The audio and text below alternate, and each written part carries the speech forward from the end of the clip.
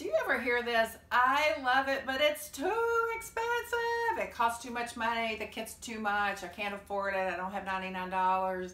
Oh, the greens are too expensive. Have you ever heard that? I doubt it. So we could probably just turn this video off now. You know, what I love about what we do is people tell us that. People that think about the things. I want you to go back in your mind and I want you to think about the things that people have asked you to do or purchase, and you just immediately shot out, well, I can't afford that. You just did it. It's just like it came out without you really thinking about what you were thinking about. It is like the first thing that we can pop out of our mind and our mouth to get that person away from us. So there's that first responder response. And that's what I'm thinking most people do. They're not really seeing a value in what we're offering. Because I have found people buy and spend what they want to every single time. We see people carrying handbags they should not be carrying. They say they don't have $99, but yet they've got a high-end handbag. Their nails are done. They buy the margaritas, the great bottles of wine. They go out to dinner. Their kids look like they just stepped out of a magazine. So we know people are hurting today. I'm not knocking that. There are people that seriously do not have the extra money.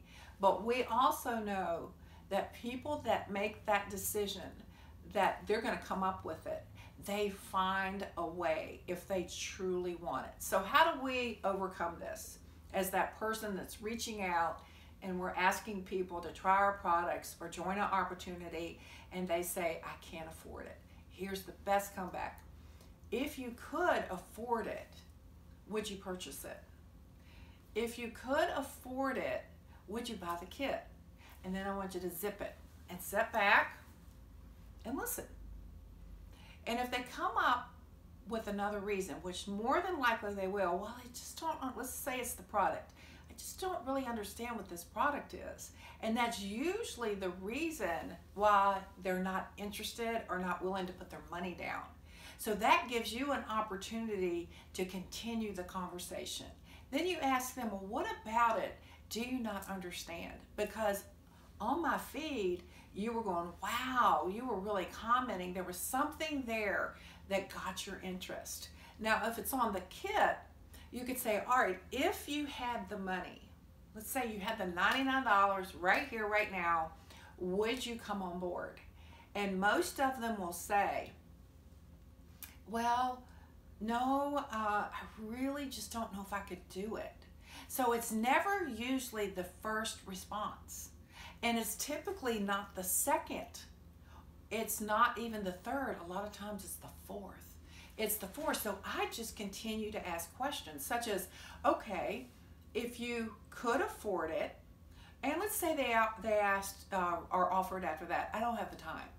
Okay, so if you could afford it and you had the time, just an hour a day to put into the business, would you do it? And then they might come back with, I just don't think I can do it. Then you ask, what about it do you feel like you can't do? And that's when you really get to the reason they're saying no. So it's never really that first reason. You can go back again in your mind and in your day and in your week and in your year and in your years, and you can remember all the times that you said no until you said yes, until a transition happened and you decided. You may have looked at this for a year and a half, 2 years, 3 years. We hear these stories all the time, and you were asked and you were asked and you were asked and you just blew them off. Think about that. Suddenly you join and you think everyone should say yes when it took you that long to say yes as well. So our job is to simply do this.